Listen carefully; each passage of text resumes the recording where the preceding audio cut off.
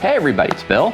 Hey, it's Dawn. And we're coming to you from the round table of gaming. We're doing tabletop talk. And more importantly, you can see the table. Right. Let's just start with that. Let's just say that last weekend, well, was it last weekend or weekend before? No, it was last weekend.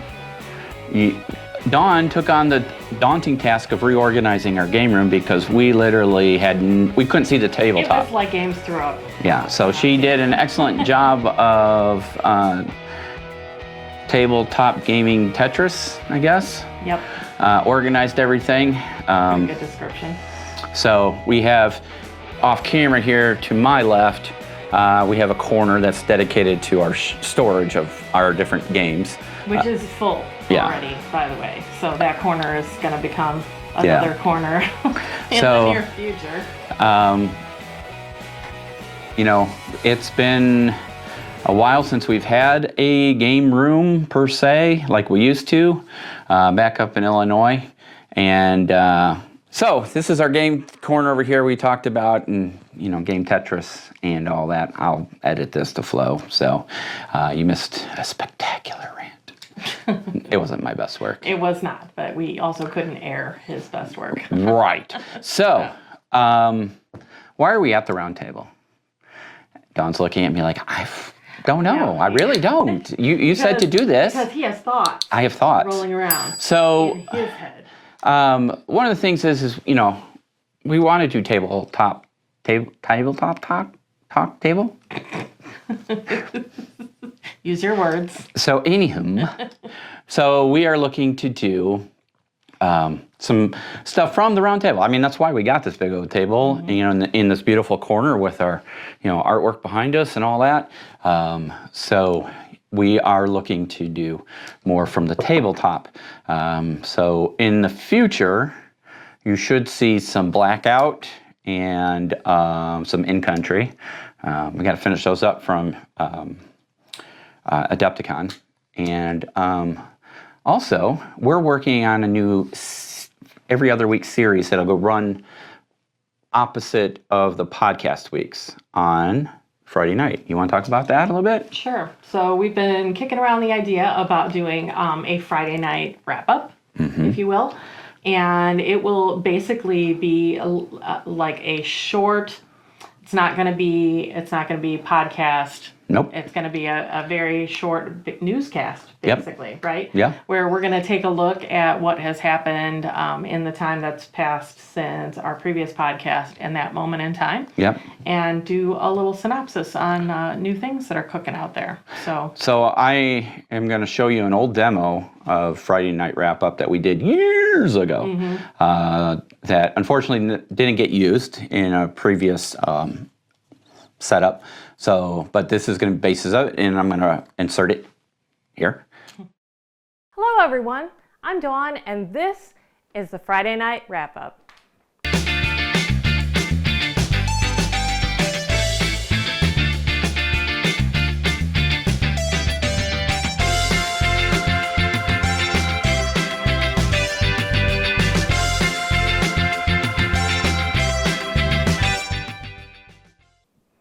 I want to welcome everyone to this new show.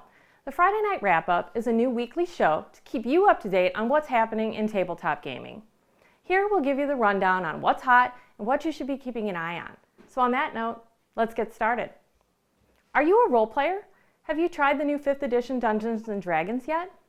Wizards of the Coast has promised the gaming world a new and improved gaming experience, giving a nod to the origins of D&D. The Dungeon Master's Guide has just hit the store shelves and looks to be an instant smash. The new volume is loaded with everything new or even an experienced Dungeon Master could possibly need.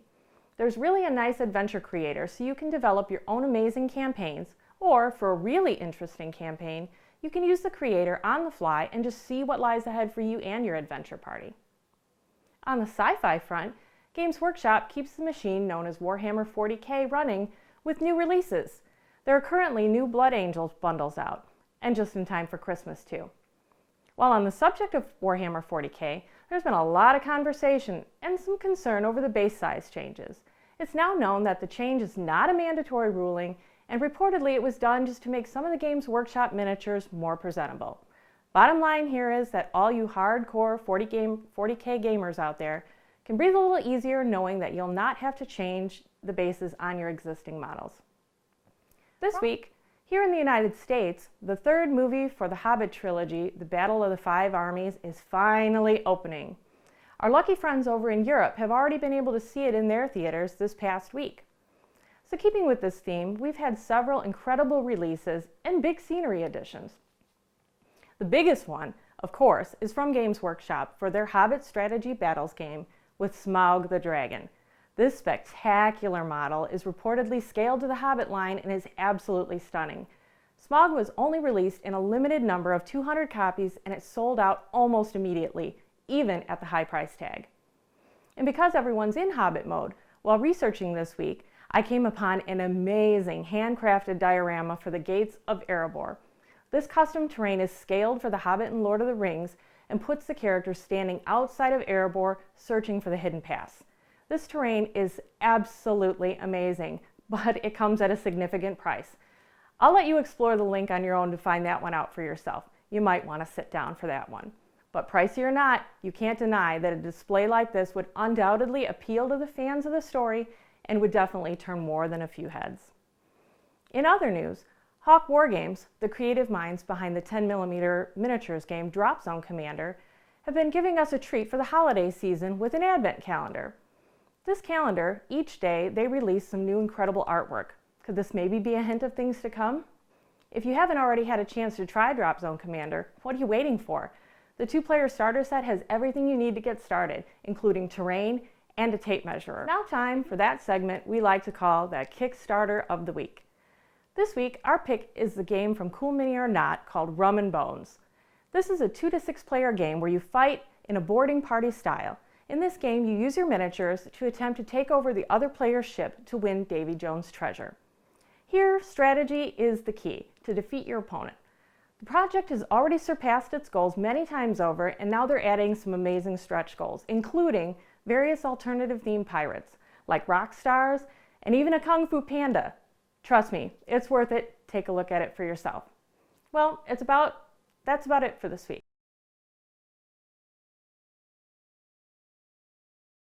In the meantime, may the dice roll in your favor, and we'll see you next Friday here on the Friday Night Wrap-Up. Wasn't that a great video, guys? That was amazing.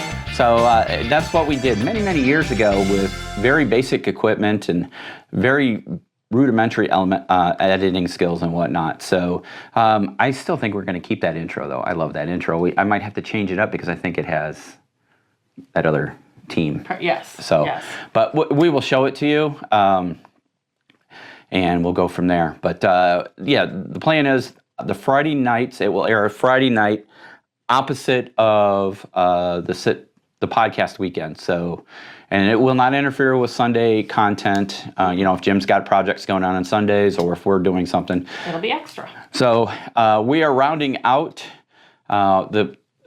Jim does a couple series, like 2 Sundays a month. He's kind of tailored back, and I think it's very fair. It's a lot of work. He puts a ton of work into those things. 1,000,000%. And a lot of our success is thanks to him and his hard work.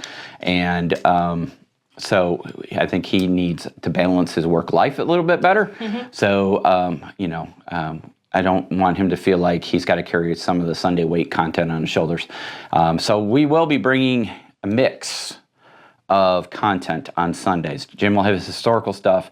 You're going to see some other stuff. Today we went to the game store and spent some money. It could have been worse. It could have been a lot worse, to be honest with you, because I didn't buy what I originally planned on going. And he also had Twilight Imperium in his hand, which I pointed out we needed more than just the 2 of us to be able to play. And I'm like, let's not spend that right now. Yeah. So we're trying to branch out and grab a wider audience of people.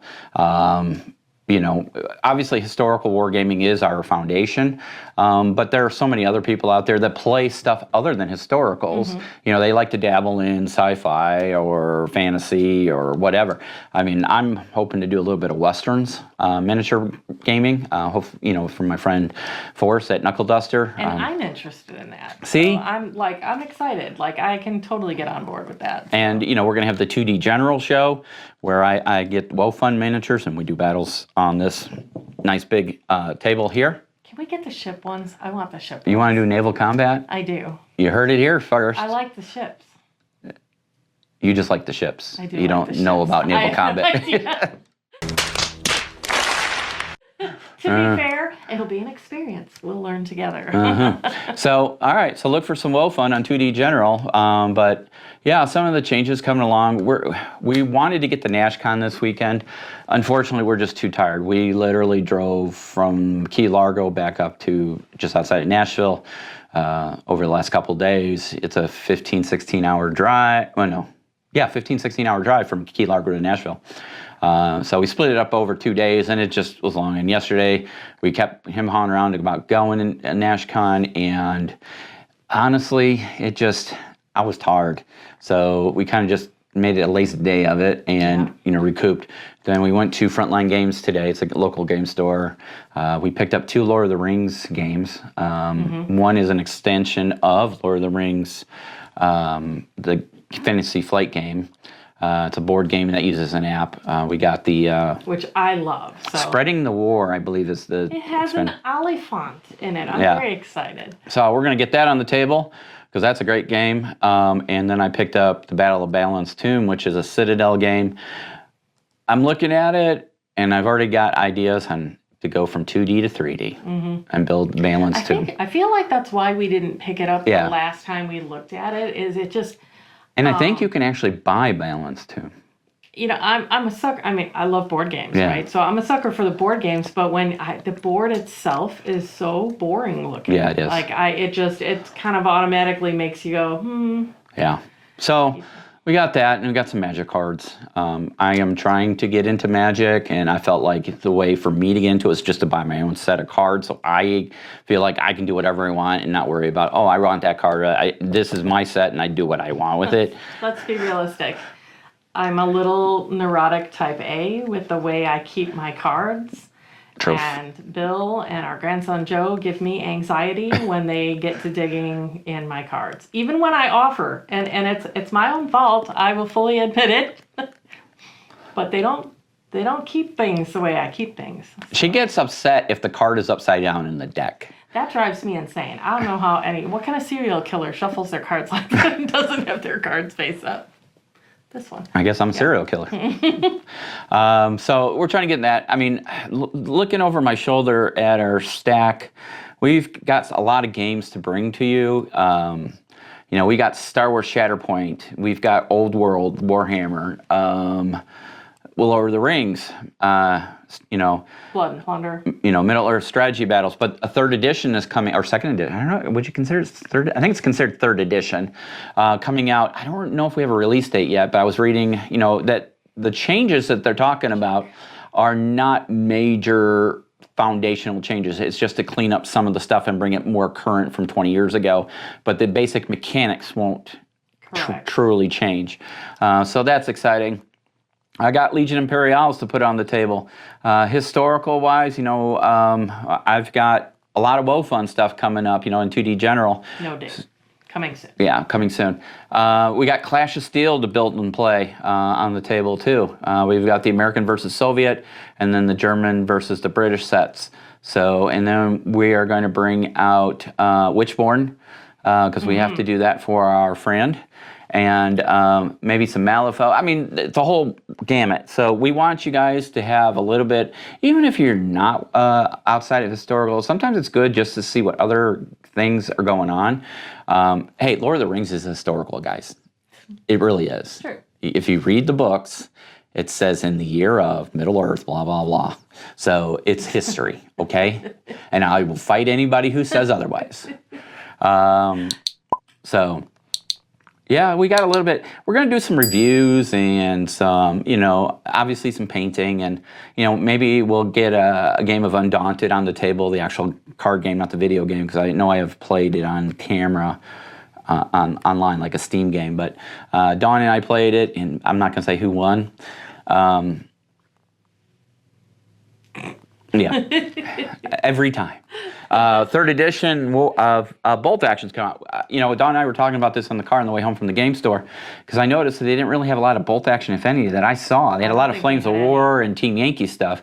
And I know there's a lot of you out there that really like playing Bolt Action. And I enjoyed playing Bolt Action. We played Bolt Action the first time we played Bolt Action. That was my first war game, honestly. Who won? Also me. So that was luck. That was dice rolling Yeah. and the fog of war mechanic with activations. That really is key. You can get hosed on that. Yeah. So anyway, so there's a lot to coming soon. Jim's got his historical war games. I can't touch what he does. I'll be honest with you. I could not Nor touch. should we try. He does No. it great. And so I'm going to do what I know, and more. Our stuff is more of. Jim can get into the weeds on things and really get you into the nuts and bolts of a battle and the history behind it and the mechanics and the organizational and then present it on the tabletop. He does an excellent job of that. I'm just going to do it from a layperson's perspective. I still have to finish my Captain Winters bust. I'm waiting on some extra tools to show up, like the little filing flexi-file foam things, so I can get to the crevices to get that green stuff all cleaned up, and then we'll prime it up. And then hopefully that video will be coming out shortly. I just got to check with Jim to see when he is planning to do anything, if anything, in the next few weeks, so I don't interfere with his filming schedule. And then Marty is coming down in a few weeks. Mm-hmm. We might get less than. Is it less than 2 weeks? Yeah, I think so. Shut the front door. Because it's not next weekend, it's the weekend after that. No, it can't be. I was thinking 3 weeks from now. Are you sure? Pretty sure. Anyway, when he comes down, we'll probably get something on the table, and maybe a little in country or something. We'll throw it on the table. That's a really good idea. You're right. 3 weeks? Wait a minute. Nope, I'm in the wrong month. What day is today? The 18th. It is in 2 weeks. Son of a biscuit! 2 weeks. 2 weeks. No pressure. None at all. So we got to fill up this miniatures case here. I know you can't see it, but there's a really nice glass miniatures case here that we bought to display our miniatures. And so far right now we have 2 pieces of terrain from Miniature Building Authority. Kirk, shout out to you. And I have 1 commander for the Warlord set from, the Waterloo set from Warlord. I have the British commander painted up in there that I painted on video a while back. Other than that, I got to finish up the rest of that set. I am just going to speed through those. I'm going to speed paint them. Because it's mass battles, they're not showpieces per se. Everything I do is I want to think of a showpiece. It'll be tabletop presentable. Yeah. And then we'll go from there. So that's what we got going on. Mm-hmm. Like I said, this video came out as a kind of off the shoulder because we just got back and there just wasn't enough time to get the video out and the other items I need to finish. Captain Winters hasn't arrived yet. So once that shows up, then we'll finish up that video because I plan on painting him over a week's time, like a couple hours each day. I want to do my layers and let them dry fully, blah, blah, blah. And then we'll go from there and see how long it takes me to get to the point where I feel satisfied with it. And then we'll move on to other things. So, 2 weeks. 2 weeks. Son of a biscuit. 2 weeks. All right, kids. So I hope you have a great rest of your weekend, and make sure you pull out a game and play. Mm-hmm. And if there is something in particular you're looking for content-wise or game-wise that you think needs to be on our radar, or you would like to specifically see some content on, please let us know. Drop it in the comments, and we will take that and run with it. Yeah, because there's nothing better than buying stuff. I know, right? So, if there's something out there that... Twist our arm, if there's something out there you're thinking about buying, but you're just not sure, say, hey, can you guys, take a look at this and we'll buy it we'll let you know. One thing we are honest about is we're not going to sugarcoat our review. We're not going to be mean about it. Right. We're not going to slam anybody unless it's total trash. There's only been one game ever that I openly Yes. slam. My Pollyanna over here actually went Cruella de Vil on one game. Maleficent. Sorry, it's her favorite, Maleficent. But anyway, so yeah, be on the lookout for that. And I guess we'll see you in the next video. Bye, guys. Take care.